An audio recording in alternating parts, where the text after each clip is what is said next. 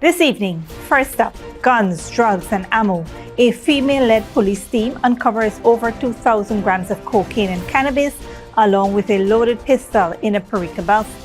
But there's a twist, no arrests yet. Plus, a promise kept. The government surpasses its goal of 50,000 house lots, with women and young people among the biggest winners.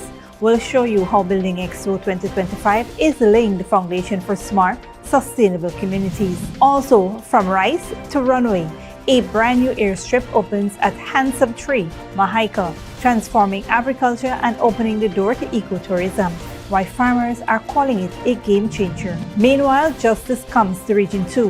A $178 million courthouse is now open in Anna Regina, promising safer, swifter access to justice. What's inside the state-of-the-art facility and what it means for vulnerable communities. Finally, across the Pacific, President Trump is playing hardball with Japan, threatening tariffs of up to 35%, what it could mean for your next car, and the global auto industry. All this and more coming up on Headline News Update. Stay with us.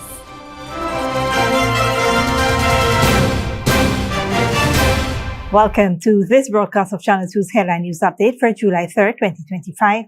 I am Bibi Bacchus. Thank you for joining us.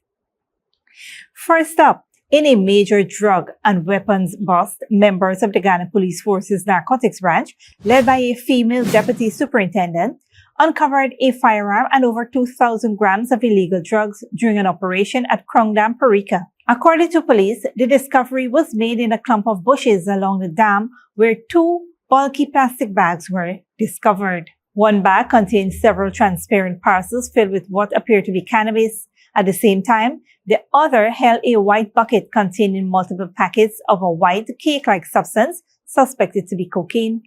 Also found inside the bucket was a .45 caliber pistol along with a magazine loaded with 24 matching rounds of ammunition. When weighed, the cannabis amounted to almost 700 grams and the cocaine totaled over 1,300 grams, a combined weight of 2,084 grams. No arrests were made, however, an investigation is in progress. On a different note, the government has surpassed its promise of 50,000 house lots, with nearly half allocated to women and most to low-income families. Dominic Gittins has more on the Building Expo 2025 launch. The government of Ghana has exceeded its 2020 manifesto promise of distributing 50,000 house lots, with 47% of allocations going to women and 90% to low-income families. Over half of the beneficiaries are young people between the ages of 21 and 35. The milestone was announced by Minister within the Ministry of Housing and Water, Susan Rodriguez, at the media launch of Building Expo 2025. She described the achievement as a significant step in empowering women and supporting ordinary Guyanese on their path to home ownership. Minister of Housing and Water Colin Crowell noted that in addition to the ministry's allocation, the Ghana Lands and Survey Commission has distributed more than 2,600 residential house lots, bringing the total to over 52,500. He highlighted that 95 new housing schemes have been developed since 2020, featuring modern infrastructure, including roads, drainage, potable water systems, and street lighting. Looking to the future, Minister Crowell outlined ambitious plans for climate resilience, smart urban communities, anchored by digital infrastructure and green construction practices. A 3D model of the futuristic Silica City will be showcased, along with land allocations, title distributions under the Dream Realize initiative. Building Expo 2025 is scheduled for August 14th to the 17th at the National Stadium, Providence. Reporting for Channel 2 Headline News, Dominic Gittins. Thanks, Dominic. A US $2 million airstrip was officially commissioned on Wednesday at Handsome Tree, Mahaica, marking a significant step forward for rice farmers in the region and setting the stage for future tourism growth. The new facility, constructed by Air Services Limited, AGER, is expected to significantly improve agricultural operations, particularly aerial application of seeds, fertilizers, and pesticides, while reducing production costs for hundreds of rice farmers. Speaking at the opening, Public Works Minister Bishop One Edgehill highlighted the government's commitment to improving livelihoods through infrastructure development. He noted that although the project faced initial delays, it was revived and finally approved. The airstrip will serve farmers and eventually support tourism in the area, Edgehill said, adding that it aligns with the government's broader focus on rural development. Air Services Limited CEO Captain Tariq Ramnaris described the facility as a gateway to expanding ecotourism, with plans to base an aircraft at the site for both tourism and emergency response purposes. Local rice farmers and community leader called the project transformative, especially amid ongoing labor shortages in the sector, adding that the airstrip will allow for more efficient and timely planting, spraying, and fertilizing, ultimately boosting yields. The initiative is part of a larger wave of infrastructure projects in the region, including new roads, electricity, and expanded water services, signaling continued government investment in rural development. Stick around when we return. Modern Magistrates Court commissioned in Anna Regina, and Ghana secures US $350 million IDB loan to boost social services and inclusion.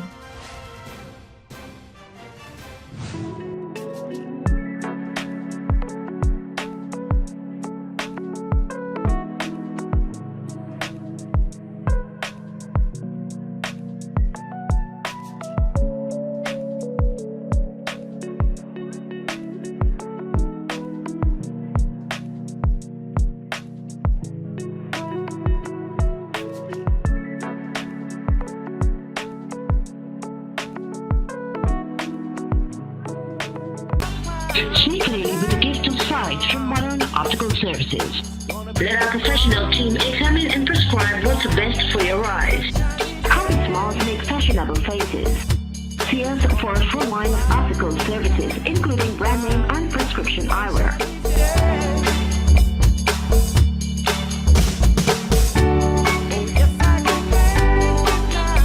Modern Optical Services. 316 Mill Street, Georgetown. Telephone 226-1082. Good girl forget things. What's the problem, Granny? I want money for borrow for do a surgery. I was dancing and I fall and fracture my hip. If you need some quick money, you should check Lender's Jewelry and Pawn Shop. Lender's Jewelry and Pawn Shop, Lot 238 South Road Border, Georgetown. Get jewelry made to order in just 72 hours. We also accept vehicles. Lender's, best rates, longest payback period. Boys, I get through. Plus, I could dance again. Lender's Jewelry and Pawn Shop. Welcome back. Residents of Region 2 are set to benefit from improved access to justice with the official commissioning of a new $178.2 million Magistrates Court at Anna Regina on the Essequibo Coast. Attorney General and Minister of Legal Affairs, Anil Nandlal, delivered the feature address at the ceremony on Tuesday, emphasizing the government's commitment to justice reform and infrastructural transformation across all sectors, including the judiciary. Access to justice is as important as any other right or any other entitlement of the human being. Without justice, without law, without order, nothing is possible. It is the rule of law that keeps us in a civilized society.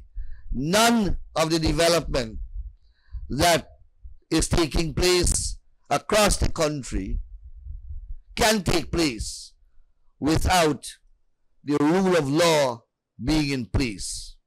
And our government recognizes that. Constructed by Sitar Mohammed & Sons Construction and Hardware Supplies, the modern facility features a courtroom, magistrates' chambers and residence, briefing room for prosecutors and defense counsel, a domestic violence unit, a child-friendly room, and a drug treatment room, among other key amenities. Minister Nandlal highlighted that the courthouse is part of a broader effort to ensure equal access to justice regardless of geographic location, noting that similar facilities are being built nationwide, including in interior regions and outfitted with modern technology and standards seen in urban centers. This court, if you compare it with the courts in Georgetown and you compare it with the court at Port Kaituma and you compare it with the court at Parika and you compare it with the court at Mabaruma, there are marginal differences. All the modern facilities that those courts have, and you know the regions that I've called, the outlying regions and region 4, the capital city, they have the same facilities. In fact, these courts now are more modern and more luxurious, if I may use that term, than the courts in Georgetown. That is the reality with which we are dealing. So while Essequibo may often historically have been described as the Cinderella County after that famous stepsister, I want to tell you that that stepsister has become the princess. And all the modern facilities that are in other regions closer to the epicenter are available on the Essequibo coast. Chancellor of the Judiciary, Acting Justice Yonet Cummins Edwards, Chief Justice Acting Roxanne George, among others, were also in attendance. In other news, Guyana has secured a multi-million US dollar loan to expand social protection and digital services for vulnerable groups. Dominic Gittins has more on the government's plan to boost inclusive development.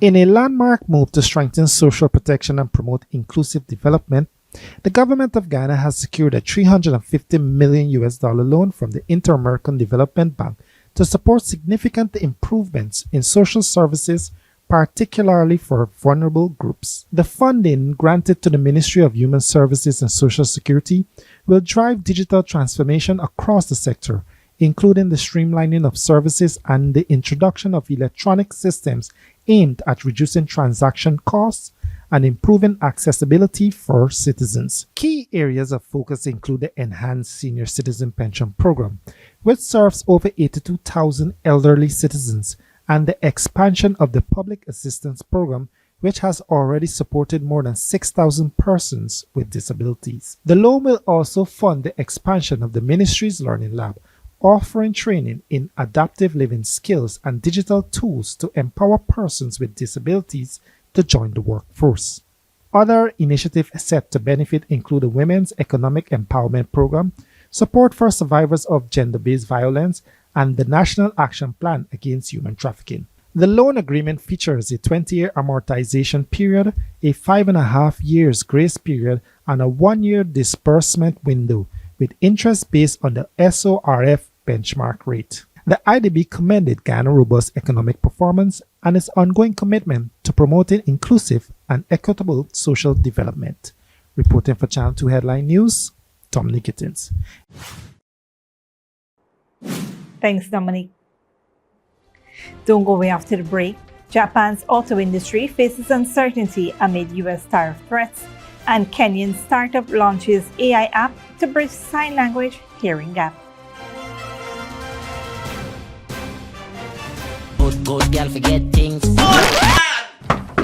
What's the problem, Granny? I want money for borrow for do a surgery. I was dancing and I fall and fracture my hip. If you need some quick money, you should check Lender's Jewelry and Pawn Shop. Lender's Jewelry and Pawn Shop, Lot 238 South Road Border, Georgetown. Get jewelry made to order in just 72 hours. We also accept vehicles. Lender's, best rates, longest payback period. Boys, I get through. Plus, I could dance again. Lender's Jewelry and Pawn Shop. Sneakily with a gift of sight from modern optical services. Let our professional team examine and prescribe what's best for your eyes. Current smiles make fashionable faces. See us for a full line of optical services, including brand name and prescription eyewear.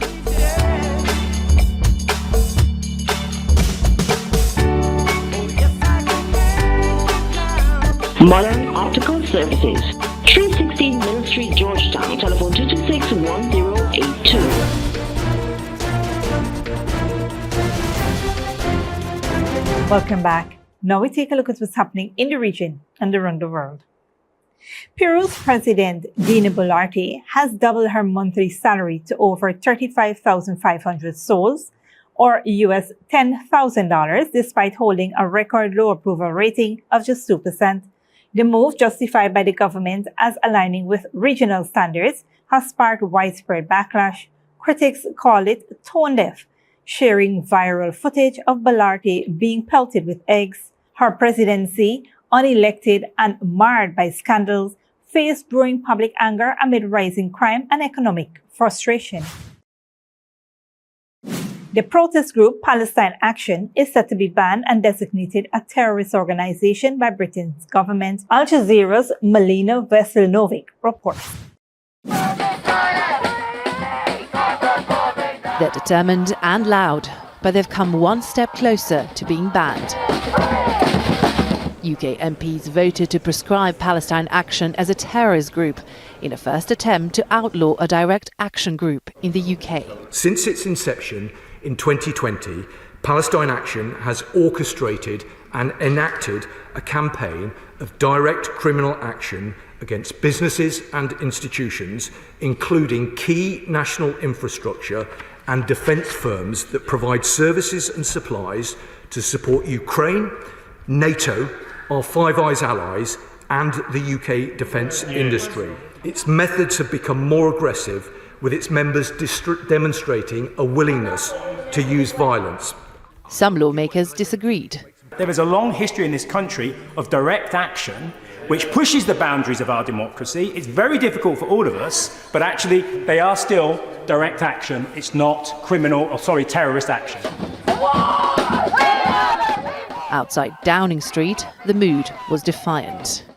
There is a vocal crowd at this protest, but if the government's proposed ban of Palestine Action becomes law, by simply being here and showing support for the organisation, you would be risking up to 14 years in prison.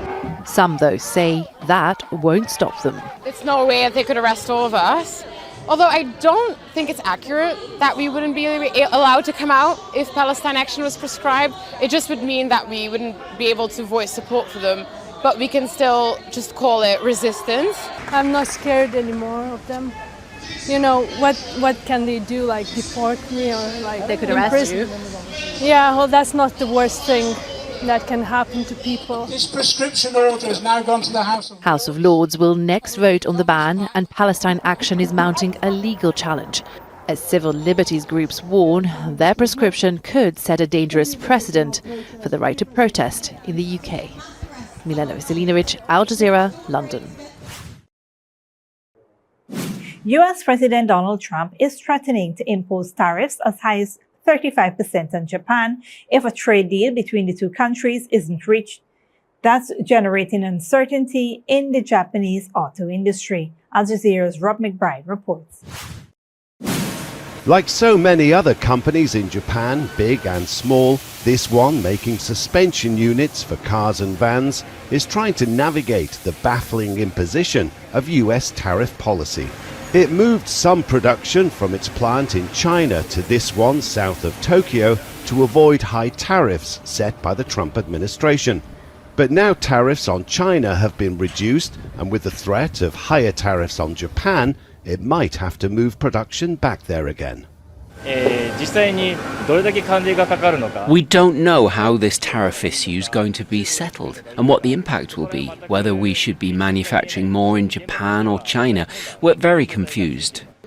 And confusion spells trouble for the Japanese economy, where the auto industry employs more than 8% of the total workforce and accounts for 10% of economic output.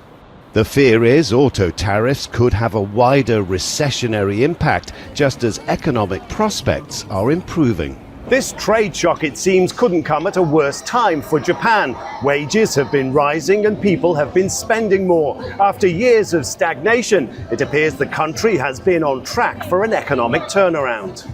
A meeting on the sidelines of the G7 summit in Canada between Japanese Prime Minister Shigeru Ishiba and US President Donald Trump failed to reach a breakthrough amid concerns normally good relations between the two allies could spiral into a tit-for-tat trade war. I don't think Japan would likely retaliate to hiking Japanese import tariff from the US because that would further deteriorate Japanese economy. So I do hope Japanese government and business to be somewhat patient. As the world's fourth biggest economy, especially holding so much US debt, Japan represents a considerable adversary. Japan has very strong cards to play because Japan is the largest owner of US bonds, and we all know that President Trump is very scared of bond yields going higher. So the bottom line is that the Japanese are very confident that they will get the right deal for Japan, and whether that's a good deal for the United States of America is a completely different question. And like for so many other countries in Asia, however this trade war plays out, it seems relations across the Pacific will remain altered for some time to come. Rob McBride, Al Jazeera, Tokyo.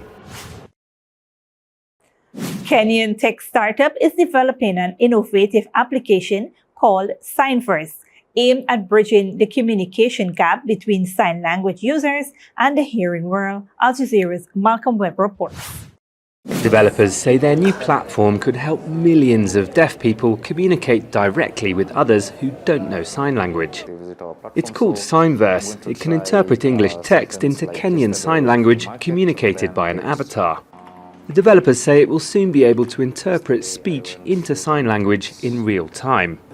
That could be life-changing for the nearly 500,000 people in this region who depend on Kenyan Sign Language to communicate, and millions more if it can learn other sign languages. We met the team behind it at Africa's leading conference on technology for people with disabilities. They told us it'll help people in conversation and online. If our systems aren't meant to be accessible to them or don't include sign language within their platform, that means they're cut off education, healthcare, and all the access and resources that they need.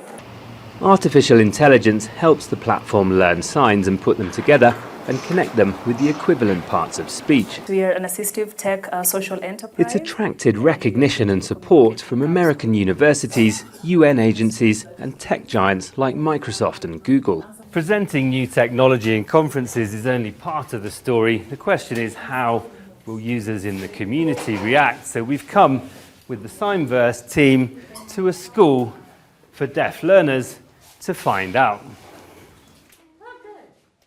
The learners here say they've all used smartphones before, but they've never seen anything like this. After trying it, they told us it doesn't have the vocabulary or face expressions of a person. Signverse says the platform knows about 2,000 words and it'll take about 6 months to become fluent.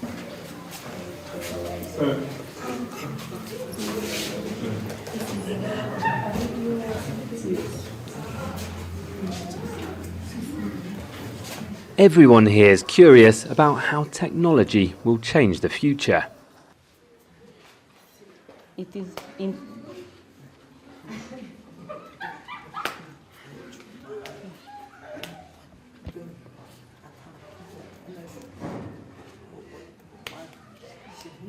The learners say subtitles have made YouTube videos more accessible, but they've never come across an application specifically designed to help them. They're waiting to see if Signverse and rapidly developing AI technology are about to change their world. Malcolm Webb, Al Jazeera, Nairobi, Kenya. This brings us to the end of our regional and global news coverage. Up next is the 30-minute forecast.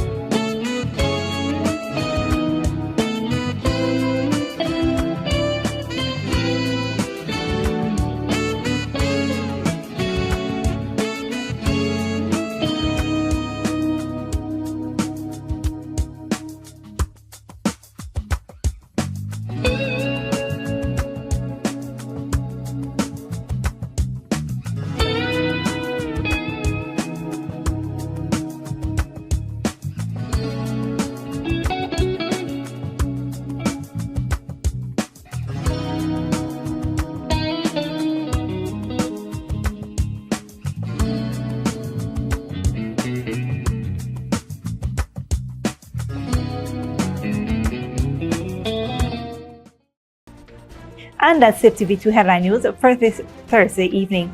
As we take our leave, we invite you to follow us on Facebook and YouTube. You can tune in tomorrow at 6:30 a.m. for a rebroadcast and at 7 p.m. for more news. Until then, please take care of yourselves and each other.